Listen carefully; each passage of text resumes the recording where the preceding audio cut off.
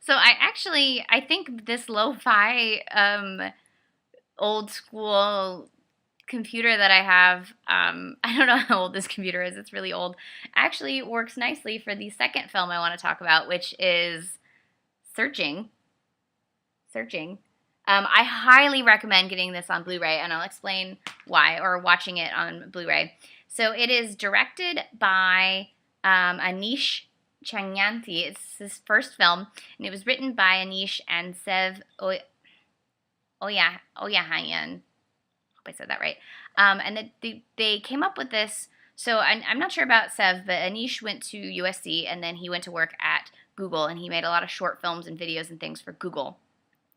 And he came up with an idea for an 8-minute short film, and he pitched it at a company, and he was like, hey, this is the film. And they were like, you know what, we like this concept, but we want to make a feature. And he was like, what? And so they workshopped their 8-minute film that they didn't make into a 100-minute, brisk feature that utilizes screens. So the whole film is told through FaceTime and live streaming and video clips of various aspects of the way that screens have become part of our everyday life, chats and all kinds of things.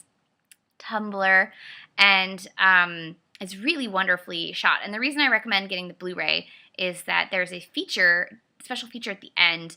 There's 4 of them, but one of them talks about all of the Easter eggs in the film, that because it's so beautifully constructed that there's too much information to look at, and they point out all the little Easter eggs that tell you what the film's the plot. They're going to tell you they're going to spoil the whole film through these Easter eggs, except that you don't know to look for them. They also tell you about a really interesting subplot that has nothing to do with the story, but it's there throughout the film, that they sort of hid in news headlines and things. Super creative. And then lastly, they talk about how they edited the film. And basically what they did was they shot how they envisioned all these different screens with them as the roles, so that they had sort of a work print. And then they used that to show the crew, hey, this is how, with editors. They made it with editors. And they were like, hey, this is how it's going to look, but we have to shoot all this footage that's not the director with the actors. And then they were able to stitch that footage back into what they had created with these editors. Friggin' brilliant.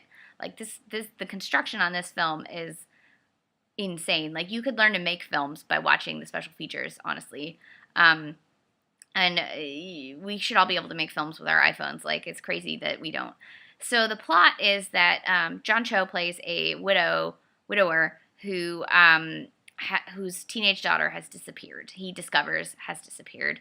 And it's him working with a detective played by Debra Messing, attempting to track down the daughter, find out what happened, where she went. I don't want to tell you anything else because I did not see any of it coming, except for then when I watched the special feature with the Easter eggs. And then I was like, oh shit, I should have seen it all coming. I was tense. I loved following all of the clues and the dead ends, and it was just entertaining and never once felt gimmicky. And John Cho is so good. He's so good. He got a Independent Spirit Award nomination for his performance, and rightfully earned because he's fantastic in this movie. Debra Messing is menacing and wonderful, and as creepy as you want a creepy detective to be. What else was I going to say? There was something else I wanted to mention about the film. So it has some really scathing things to say, good things and scathing things to say about social media. So one, this lonely girl, her number one visited site behind Gmail is Tumblr, and I was like, accurate. Lonely girl's going to be on Tumblr. Two, they have he's interviewing all her sort of friends, people she knew from school, trying to get information, and they're very standoffish. And then when something big happens, and suddenly they have like the ability to show performative grief and performative compassion for likes and for social media cachet, their connection to her completely changes, and it's a whole different ball game. And I thought it was just really scathing commentary on performative internet compassion, and I thought was just wonderful. So I really, really liked this movie. It's creative. It's one of the most creative movies I've seen in the last few years in terms of form. And I'm always looking for films that are creative formally. But it also, at the heart, is a great father-daughter grief movie. And so you get, like, even if it didn't have the gimmicks and they were just telling the story of a lost kid, it would still have the same sort of power.